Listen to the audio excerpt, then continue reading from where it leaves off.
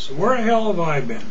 Well, I've been around, but not very much. You won't see much of me in the spring or in the summer because I'm busy. Got lots of things to do. Got a house to take care of. So what have I been up to? What's new with me? Animals.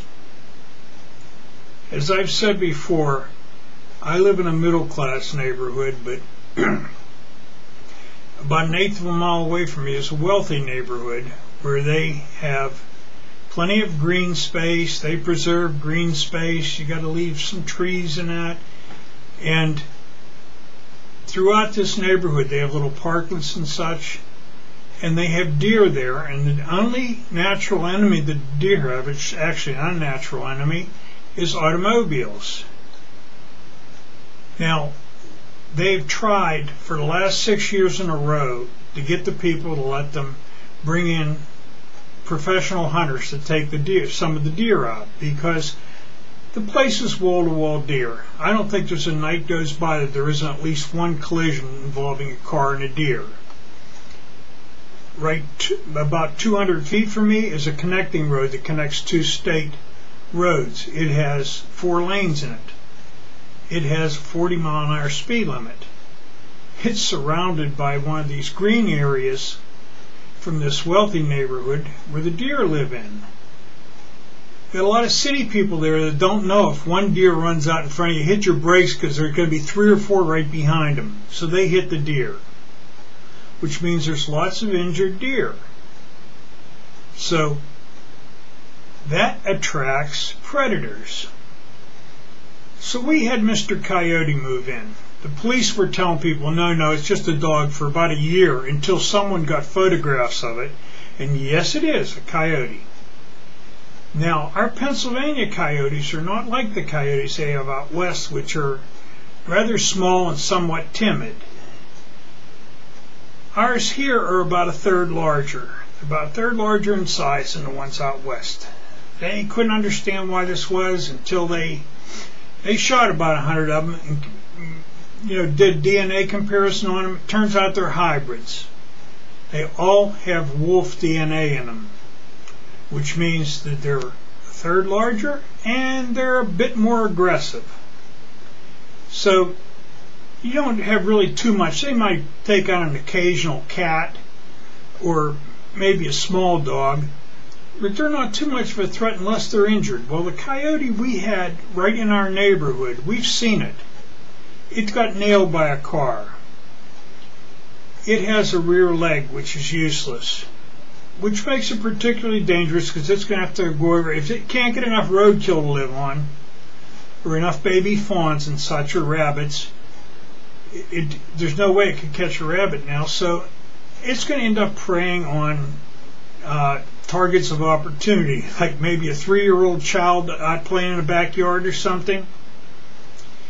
Well, if that wasn't bad enough, last night the police around here started early this morning. They started getting reports of a bear in the area, and turns out this bear, one of the wealthy neighborhoods police was patrolling the connecting road, and he got a report of a bear about half a block from there. This is like 200 foot from my house.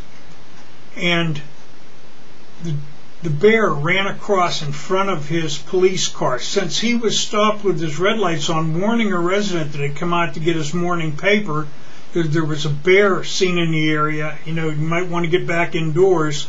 So he had his red lights on, which triggered his dash cam. Old bear runs right in front of the police car. If he hadn't stopped the worn out resident, he'd have probably nailed it. Now, the black bear we have in this area, it's not like a grizzly bear or anything. You go along and do a Google search on YouTube search for cat chases bear, and you'll see dozens of cases where they've run from cats, they'll run from dogs. They don't, they're afraid of people for the most part, unless you have a mother bear with cubs, which this obviously wasn't. So this bear I don't think he'll cause a problem unless he gets nailed by a car, which he may, because if he had come across that road half an hour later, he'd almost surely get nailed by heavy traffic on the road. He just happened to be out before the traffic was. Hopefully he'll bed down during the day. I mean, we got so damn many deer around here. The people next door, they have this great big luxurious garden. It's like a buffet for the deers. They're a little bit, they grow an organic garden. They're a little bit yuppie yet. They're good people, but they're a little bit yuppie. So they moved their bird feeder up because the deer were eating out of it. And she comes out to one day to me, she says, I don't understand it. We just filled the bird feeder yesterday. I says, well, you know what happened? The deer got it. And she says, oh, it's too high for the deer to eat. I said, do you have any idea how tall a deer is when it's standing on its rear legs? They just smack it with their hoof. I said, I've seen them do it. Last year we planted a whole hillside with 100 English ivy plants. Took our time, even put some good dirt around them, some topsoil, because we got all clay in this hillside. Planted 100 English ivy plants. Nice plants too. That night the deer come in and ate every single one flush with the ground. Turns out they love English ivy, God bless them. But anyhow, I'm just concerned this bear's going to get injured. And if he gets injured, he's going to start taking on targets of opportunity. The worse he's injured, the more likely he is to do it. He's also going to get more aggressive. They lose their sense of humor when they've been injured. So we'll see how that turns out. But I thought it was neat, not 200 foot from my house, to see where this deer is running across the road. He's running from the direction of my house, so he may have been in my yard. Who knows? Another interesting thing I saw in here. The other day, well, I don't know, maybe a week ago, Moose made a video, and Joe Cool made a comment on it about Craig. He was trying to push some buttons, see if he could get any action. And I was wondering if Joe was still biting. So I left Joe a couple of nasty comments about him pushing his wife off the porch. I mean, stuff that I know is complete bullshit. But, a year ago, he would have gone nuts about this. But I wanted to see what would happen. But it appears as though Joe has finally learned his lesson, which I kind of got a kick out of. It's not like I didn't tell him a dozen times, so my student is doing well. Something else that I did notice, everybody was making videos about some video that Torp made, Mr. Torp made some video which pissed people off. Didn't piss me off because I didn't see it. You see,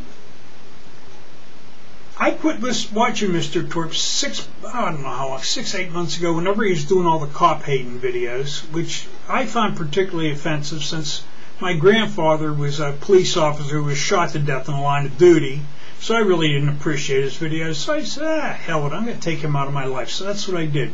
So if Mr. Torp's video aggravated you, just do what I do. Take him out of your life. Unsubscribe. That's all you got to do. It's no big deal. But I just got a kick out of that. Joe finally caught on. Instead of having his buttons pushed, he's trying to push buttons now. I just got a kick out of it. I thought that was pretty good. Oh, and if any of you are worried about me that I'll suddenly be deceased, and you'll see me, don't worry. Timmy will keep you up to date on everything I do. I love the guy.